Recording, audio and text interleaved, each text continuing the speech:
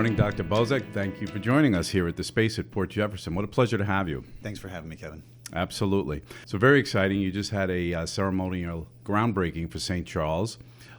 Just happened, I believe, July 24th. And that's very exciting for a hospital that's near to us. I must say, first, on May 26th, I became the proud grandfather of a new baby boy that was born in St. Charles Hospital. Congratulations. Thank you so much. And my brother, 58 years ago, was born in St. Charles Hospital. Amazing. So it is pretty amazing. We have an affiliation and an affinity towards the hospital. It's always been great to us. We had a wonderful experience only 2 months ago. By the way, he's 15 pounds. Oh, that's amazing. So it's great. Tell us about the expansion that is happening and is underway now, and I understand will be about a year in construction, correct? Yeah, that's correct. So as you stated, we had our ceremonial groundbreaking on the 24th of July, and this is really exciting for us because it's a much-needed project. You know, we really have grown over the years.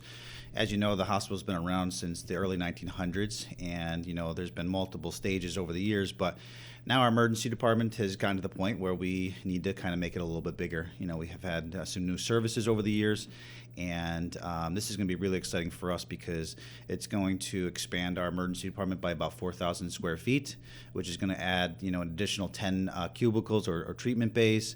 We're going to have a larger waiting space. We're going to have a separate area for our chemical dependency patients where they can arrive in a different area and be treated in a different area as well, which is really great because, you know, that population needs, you know, the privacy. They need, you know, an ability to come in and feel comfortable in their space, as well as having dedicated spaces for our pediatric population, as well as our, you know, adult and geriatrics.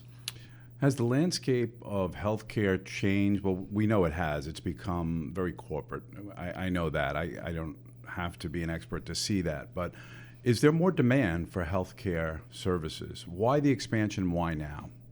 Yeah, it's a great question. So over the years, you know, we have noticed that things have changed. You know, even from my standpoint, I've been in emergency medicine since 2008, and I've seen things grow just since then. You know, the change in the landscape is that we now have more urgent cares, you know, throughout the island, as well as throughout the United States. That seems to be the new booming thing. And over the years, what that's done is that's kind of pulled some of the lower acuity things away from the hospital. Things like, you know, somebody comes in and they may have a sore throat, right? They don't necessarily need to come to an emergency department, so they go to an urgent care. That has given us the opportunity to take care of sicker patients, right?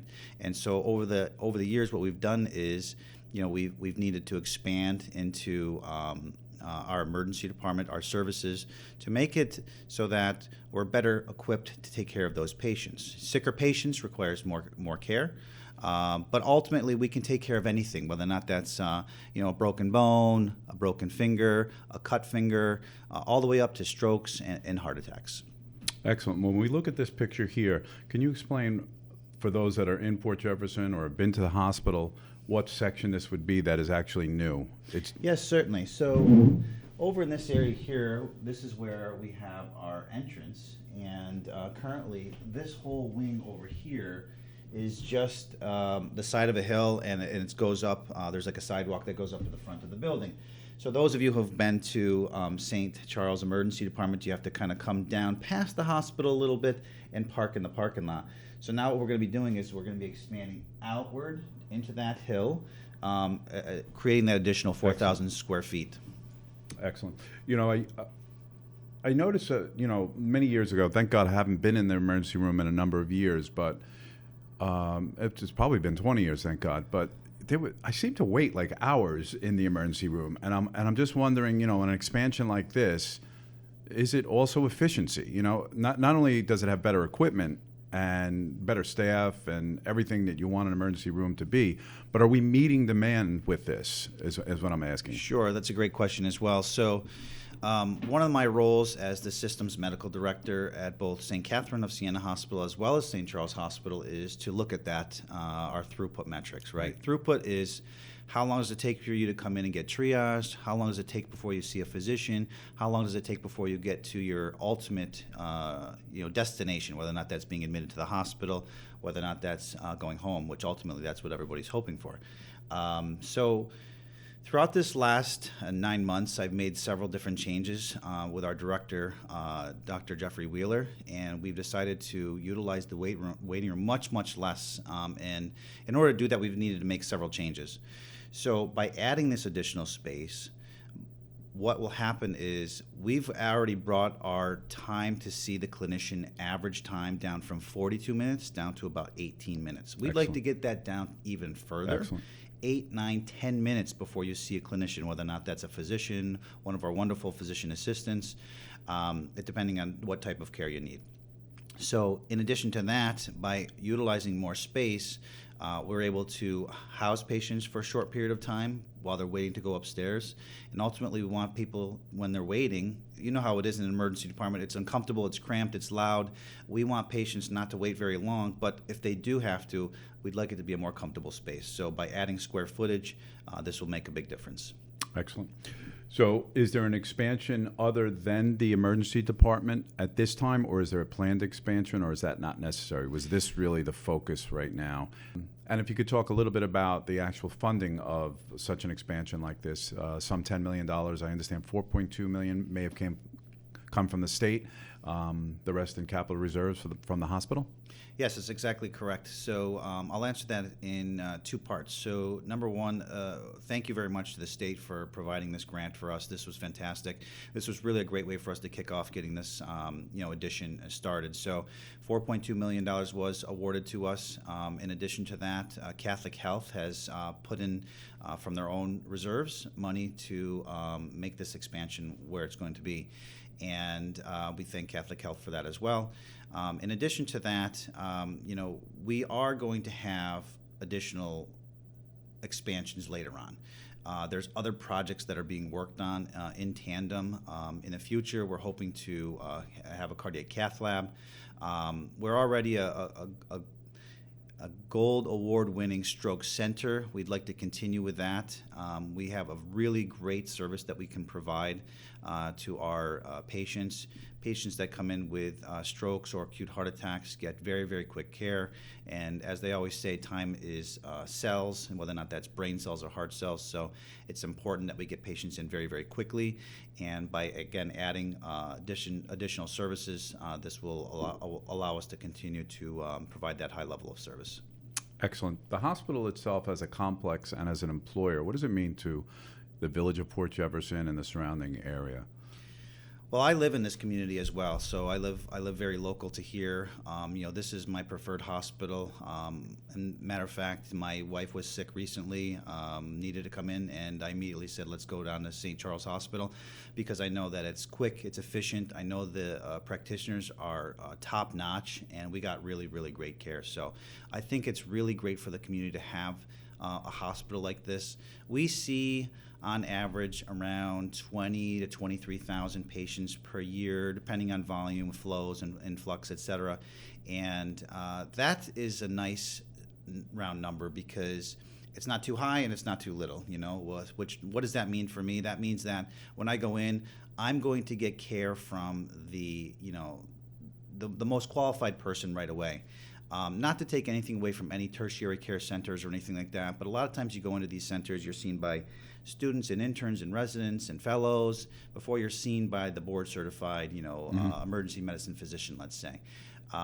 When you walk into, St. Charles, you're being seen by a board certified emergency specialist, one of our wonderful, physician assistants who's working in tandem with us all the time. And the beauty of that is we work as a wonderful team, and it's just the two of us, So versus a place where you may go where you may have 5, 6, 7 physicians, that's great when you have that kind of volume, but oftentimes you can get lost in that scenario. But ultimately, we really feel like we give really high quality care. So to answer the second part of that, which is for the community itself, having this hospital close by and what it does for us, I think it elevates us. I know there's a lot of choices when you live on Long Island. We have many hospitals that you could go to. We want to be your preferred designation when it comes to thinking about, am I having a heart attack? Am I having a stroke? Did I break a bone? I fell down. I got injured. Or maybe it's somebody that is struggling with addiction and needs assistance or help. We want to be the preferred thought in your head and say, hey, let me go down to St. Charles. And many of my patients that have come in that have never been there before, that have been to other hospitals, they say, wow, I can't believe how amazing it was. I got in so quickly. You saw me right away. My workup was quick. And they really appreciate the care that was given. So you almost get the feeling like, I don't want to use this term, but I will, a boutique hospital, because some hospitals are truly massive, and you feel like a number, so to speak. So that's a great advantage, I think. I want people to feel like when they come in, and I treat all my patients like they're a family member. The way I would want my wife to be Sure. treated, my child to be treated, my mother to be treated. And if you do that, and that's the thought that we have with all of our physicians, is that if we can provide that level of service to the patients, then not only will they get high quality care, but they'll want to come back if they get injured again or if they get sick again. And we feel like we can continue to do that over and over, day in and day out. Excellent. Something I want our listening community to understand also, you mentioned rehabilitation, addictive services. I do know St. Charles for that. I have had a few friends actually that have used those services. But the hospital at this point today is way beyond that in terms of services, correct? Oh, yes. Yeah, that's only about maybe 15 to 20%. I think the actual number is about 17% of our patients that come through. That's 17. Yep. Come through for medically supervised, rehabilitation, meaning that, let's say somebody has an issue with addiction with alcohol, maybe they got, tripped up on pills, or maybe it would be something more serious like cocaine or heroin, etc. Those patients that are seeking that type of help can come, we can take care of those, but that's only 15 to 20%. The majority of the care that we give is medical, surgical care, orthopedic care. We do have a section where we do a lot of physical rehab, which is what we were initially known for back when we started in 1907. Mm-hmm. But we've moved so far beyond that. It's still services that we provide, but we still provide the majority of our services medical related. Doctor, in addition to the services you offer in chemical dependency, physical rehabilitation, what are some of the services that the hospital is now offering? Sure. So we've really grown over the years from, at the beginning in 1907 forward, when we were more known as a physical rehab hospital, to a wide array of medical services, surgical services, et cetera. So that may be anything from, I always think about things in a body system, right? So neurological, we have, amazing stroke care, seizure care. We have 24-hour EEG available, our video EEG available by some of our amazing neurologists. In addition to that, we have orthopedic care, pediatric care, labor and delivery suite is amazing at St. Charles. The patients really, really appreciate the care that they get there.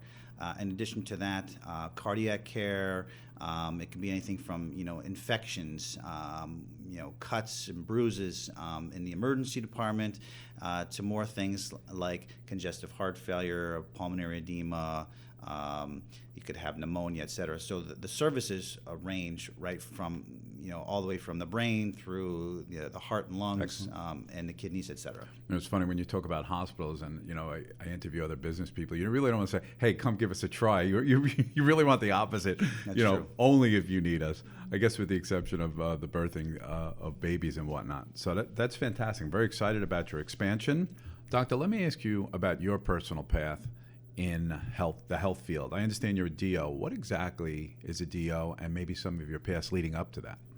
Sure. So a DO is a doctor of osteopathic medicine, as opposed to when the people traditionally say MD or medical, doctor. A lot of people think that it stands for that.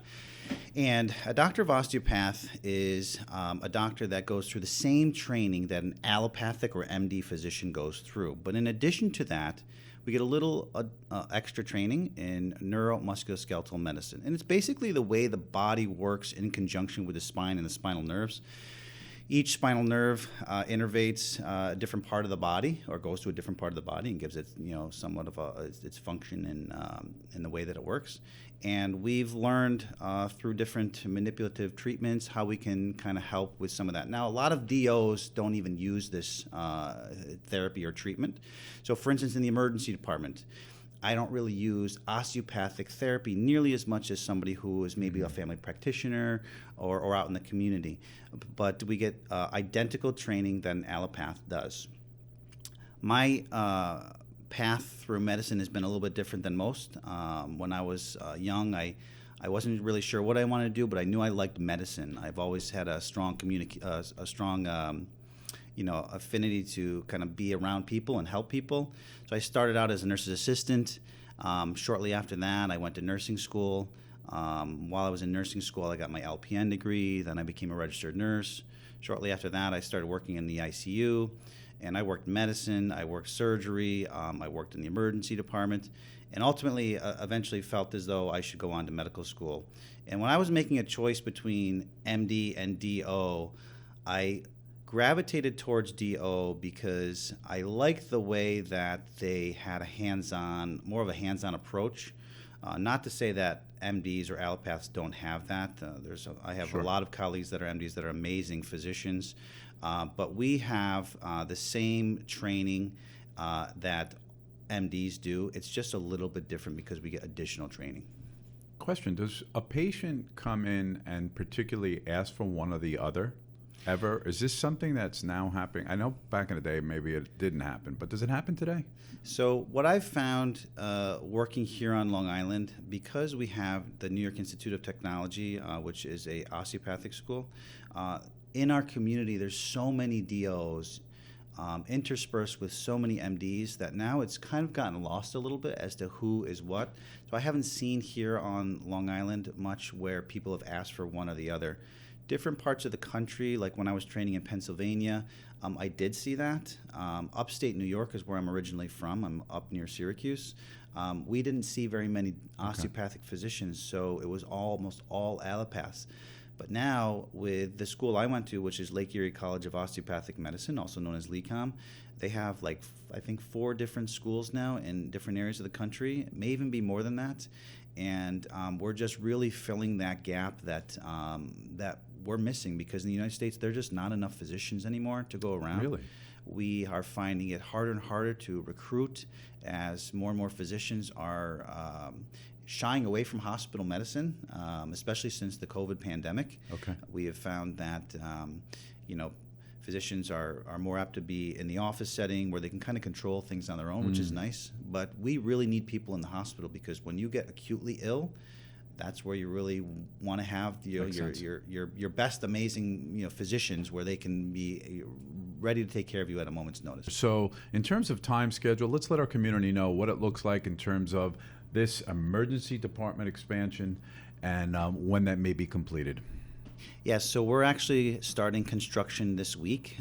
So we're actually going to have shovels in the ground. And then we will be completing the construction by the end of summer 2024. That's fast. Yeah, it should be a pretty fast turnaround. It's 4,000 square feet. It's not like it's going to be, 60,000 square feet, but it's just enough for us to open up and get that space that we really need. Absolutely. Well, thank you for your time today. Thanks for updating us. I wish you all the best and good luck in the future. It's my pleasure. Thank you. Thank you.